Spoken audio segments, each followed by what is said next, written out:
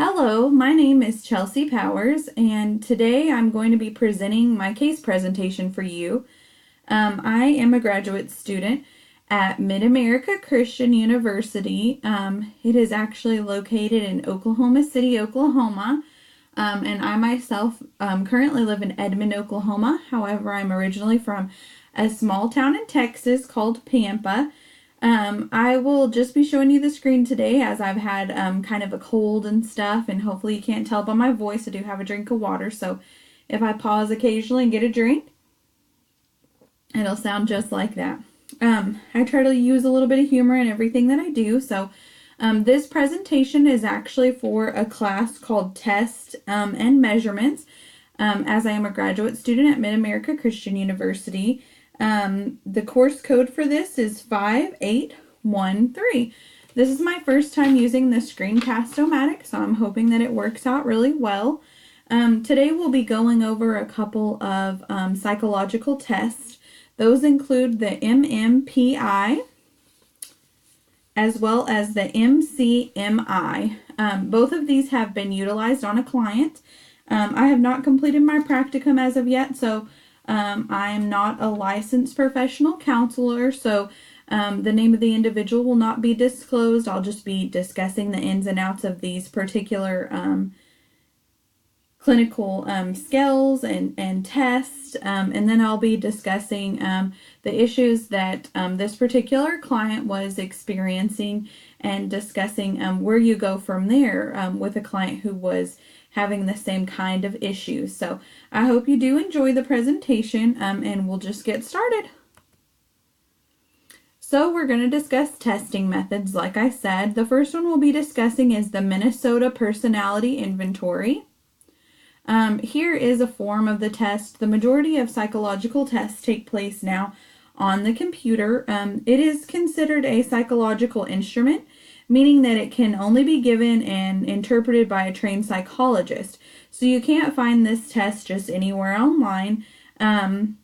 While it's commonly administered on a computer, like I said, and there is no direct professional interference during the test, it is still required to view and understand the exact results to be a licensed professional. So the MMPI and MMPI-2 both have different amounts of questions in them. The MMPI-2 has 338 true and false items, and it measures, approximately 10 clinical subscales, which result in answering certain kinds of questions about the client. One of these scales that it measures is hysteria, another paranoia, and another one would be depression. It also measures the masculinity or femininity of the particular client. Each of these scales, such as the depression one, it contains 57 items. The paranoia scale contains 40 items, and these subscales, the client answers in more or less black or white answers. While there are dozens of additional scales that have been independently developed around the MMPI-2, there are 10 core scales that are utilized when assessing clients. So one of those, another one is social introversion, hypomania, schizophrenia, and there are a few others. None of the others, which I didn't mention, did my client show up on. So also they use a validity scale, sorry, of course, I'm being recorded, to define if the client might have lied, or if kind of one of their responses really doesn't stand for anything. So those skills are taken out of the mix. All right. Also, just a little bit of information about the MMPI is the MMPI was published in 2008, and it has been developed by several psychologists around the world, and it continues to be developed on today. That was the most recent one that was updated in 2008 from the information that I found. Next, we will be discussing the MCMI, Millon Clinical Multitaxical Inventory. When discussing this particular assessment, my client also took it. It's based on Theodore Millon's theory of personality and psychopathology. This instrument is used to measure 24 different personality disorders. Also, along with this inventory, it has 175 true or false questions and usually takes the average person less than 30 minutes to complete. So the test is relatively quick, which is ideal whenever you're working with clients and just trying to utilize tests such as these to get a basic idea of where your client's at right now in their life and where to proceed with treatment with your particular client. Having 24 personality and clinical scales, as the MCMI does, the test, when it's scored, it produces 29 overall scales, and 5 scales are actually utilized to verify the approach of the individual who took the test, which I found is quite interesting because sometimes clients, even whenever they come in, for a therapy session with us, might be hiding certain aspects or holding back specific information, and it's good that this test has that fallback to really look at the approach that the person was coming from, and even potentially what they may not be sharing, and they may be able to reveal that kind of in a subconscious manner within the self-report questionnaire, which is the standardized format of this particular assessment. It has a wide range of information related to the personality, emotions, and the overall test-taking attitude of the individual being tested.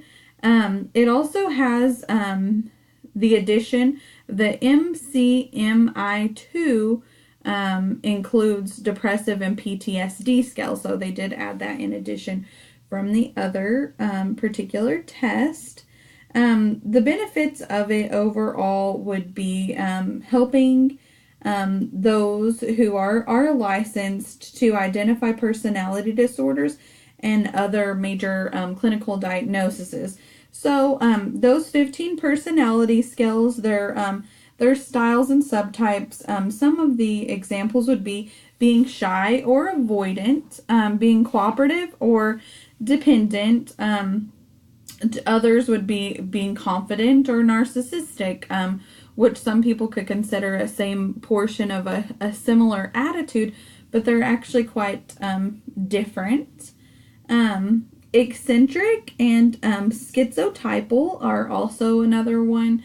There's these variations in scales that kind of edge on being similar, but they're not quite the same that it looks at. The Millon measures 90 new items and 85 that remained the same. I got off track there because I started talking. 175 total items on the MCMI. I've just taken some notes here and then I'm kind of talking off the cuff as we go. Hope that's all right. The test consists of 14 personality disorder scales and 10 clinical syndrome scales. Now this is the MCMI-2. And then we just go into some of those severe, moderate syndrome scales, and even the moderate subscales that it has. And so there are also 5 scales used to help to detect careless, confusion, or random responses on the test. Some of the test questions go into things that would indicate whether the client is disclosing information or inconsistency that it doesn't match another item that they had answered. The MMPI. Okay. Psychometrics of the MCMI-3 are considered reliable and valid psychological testing assessments to be utilized and have been utilized for years. So Now we're going to get into the rest of the presentation. We'll start with my client's information. So my client is a married female with a 2-month-old baby. She also works full-time, and she is 23 years old. She was tested on February the 11th of 2018 of this year, and she completed both of the tests that we've just finished discussing. My client reports feeling distant from her spouse. She reports not feeling herself. She also reported the diminished ability to concentrate and being unfulfilled. The client does have a 2-month-old son, as I had stated before, and her spouse is actually currently active in the United States military, and he has a full-time military job and also is in the Air Force. So he works on flyaways, and he is often gone on weekends and evenings as well. The client is originally from North Dakota and is currently living in Oklahoma City with her spouse. So she did state that she doesn't often see her family due to the distance between them, but she did report that she gets along with her husband well. This is their first child between them.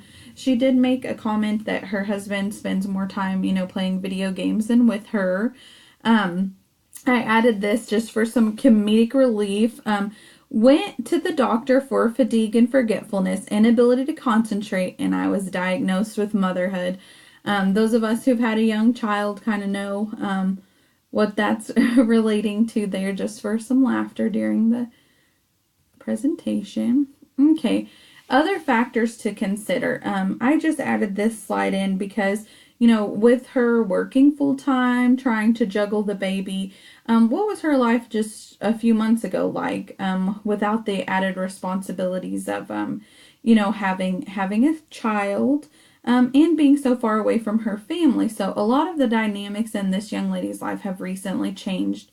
I believe she said they had lived here in Oklahoma City for about 1.5 years, and she had met her husband online, so they hadn't lived together prior to her moving here either. So those are just some other factors to consider.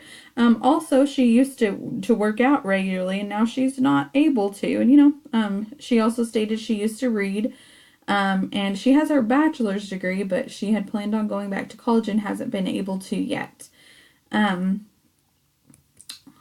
All right, the location there, just where her heart is between her and her family and where she's currently located, and the work and life balance are also.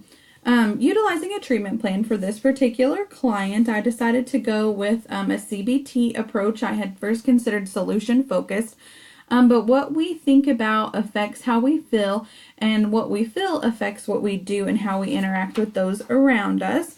So overall, on the scales and the tests that were utilized, she came up with having a little bit of depression, and also some anxiety, which I cannot diagnose her with, but she had previously been diagnosed with anxiety.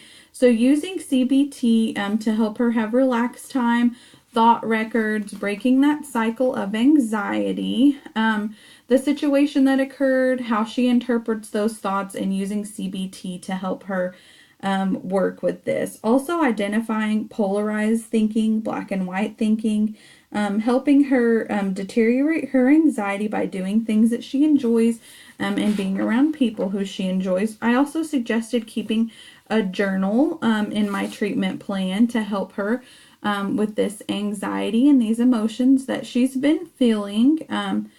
Using self-talk to replace distorted messages that she's stating with herself will help both with depression and anxiety. In conclusion, I feel like this client has a great prognosis. It's very likely that she will benefit from CBT, and that she'll be able to fully recover and enjoy her life as she did before. Thank you so much for viewing this today. I do hope you enjoyed it. I hope you were able to hear me just fine, and I hope I'm able to figure out how to post it to YouTube. So you guys have a blessed day. Here are my references. We've reached the finish line. And there are my references. All right. Thank you guys.